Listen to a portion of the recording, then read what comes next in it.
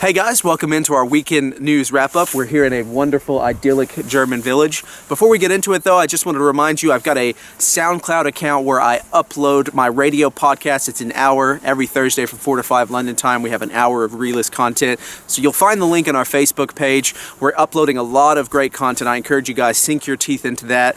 It's an hour every week where we get to go in depth into one or two of these main international issues. So check that out, download the podcast or stream it from our SoundCloud page.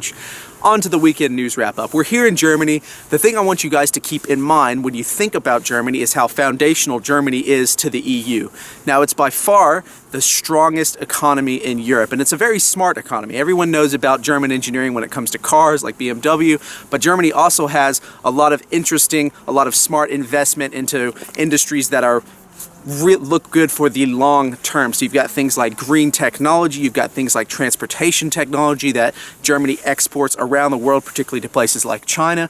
So it's a very smart economy, but up until recently, it's been a very unified political system, a very disciplined political system. You could say the discipline's still there, but the unity is cracking because of the refugee crisis. And all over Europe, and nowhere more so than here in Germany, the refugees, the mass migration of refugees from the Middle East, from Syria, from North Africa, from Afghanistan, places like this, it's putting a lot of pressure on political parties, and it's kind of rupturing the unity between German people, between French people, because some people really enjoy, some people really champion the rights of refugees, other people see it as a threat to the social fabric and as pressure that's being put on social services. So that's something to watch both here in Germany and EU abroad.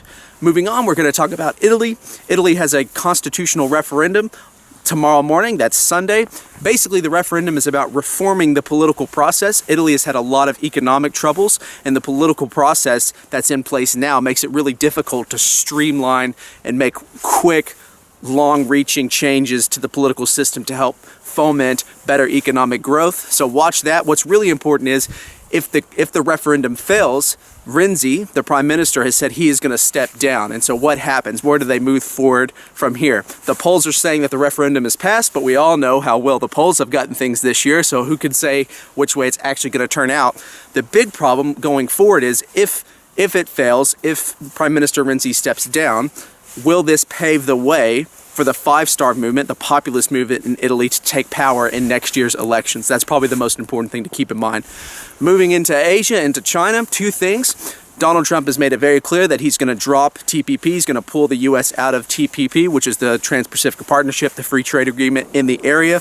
And just as many experts expected, now that America is pulling out of the treaty, China is coming in and pushing its treaty that it's already been in process with, already talks into the region. It's really important to watch because, like I said last week or 2 weeks ago on the G0 concept, when American power is pulled out and there's a vacuum, where regionally in the world, what are the different states that are going to step up and fill that power vacuum? And China here is going to do it. They see the absence of a U.S. trade deal, free trade deal. They're going to step in and push their agenda. So watch that over the coming years. That's going to be interesting. And finally, President-elect Trump has received and had a phone call with the leader of Taiwan. This breaks with 4 decades of U.S. policy of presidents not talking to and communicating with the leader of Taiwan.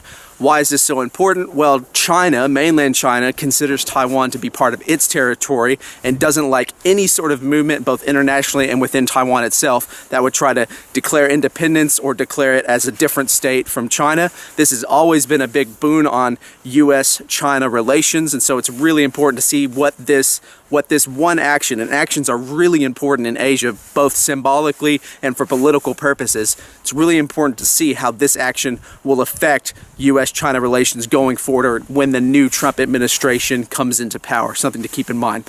Well, guys, that's it for today. Christmas is coming. It's beautiful here. We've got a beautiful winter day in Germany. And remember, reality always trumps ideology.